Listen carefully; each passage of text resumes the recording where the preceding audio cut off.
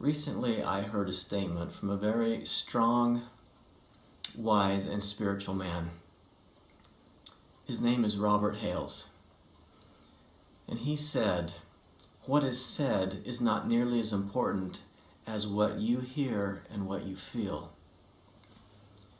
Although he said this in a religious meeting, referring to how we can learn to hear spiritual communication, I thought about that and realized what great applications that has in our everyday relationships. Think about that. What is said is not nearly as important as what we hear and what we feel. So I have a funny example.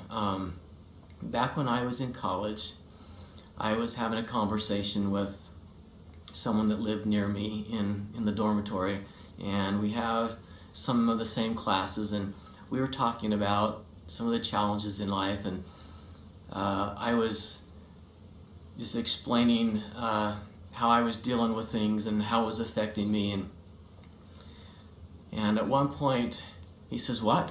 Come again?" So I repeated myself, the same thing, only I said it louder so he could hear me. And then he says, "Oh, I hear you." And that stunned me. Like, geez, you jerk. Why did you just tell me to repeat myself and then say that you heard me? And that it struck me odd, and I let the conversation die quickly after that. And I got out of there. I thought, that was weird. That guy's weird. I don't want to talk to him anymore. Well, I had never, until that point, never heard that phrase, "Oh, I hear you," in that context before. What he was saying is that he understood. He experienced something similar that made sense to him. I get it. That's all he was saying. I'd never heard that before. After that, I heard that several times, and I felt all offended over how that conversation went, and that's not what it was meaning at all. So everything that we experience in life, including the conversations and the things that are said to us, pass through our own filtered lens. So just like cameras, professional photographers will use different filtered lenses to filter out maybe different light frequencies, which give a different interpretation on the image that's being received.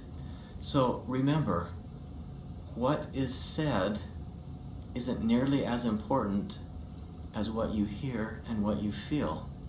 So if what you hear doesn't feel right, maybe it's not so much as anything wrong with what was said, but maybe you're hearing it through the wrong lens and getting the wrong interpretation of what's happening.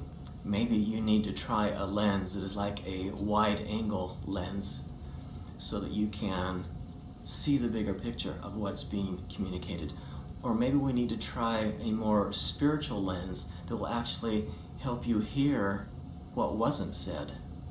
Now, I have found in every case that when something hurtful or offensive was said, it was either one, like the conversation with my friend at college, where I was way off the mark.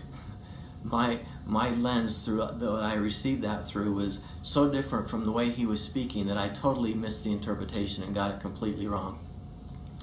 Or it's that we didn't have the right lens to hear what wasn't said. I have found in every case that when something hurtful or offensive was said, that what we are missing is the message that it is a plea for help. The words not said is asking for help. What's really being said in these cases is, I'm hurting, I'm frustrated, I'm confused, I'm discouraged, I'm overwhelmed, I'm worried, I'm scared, I'm sad, I'm lonely.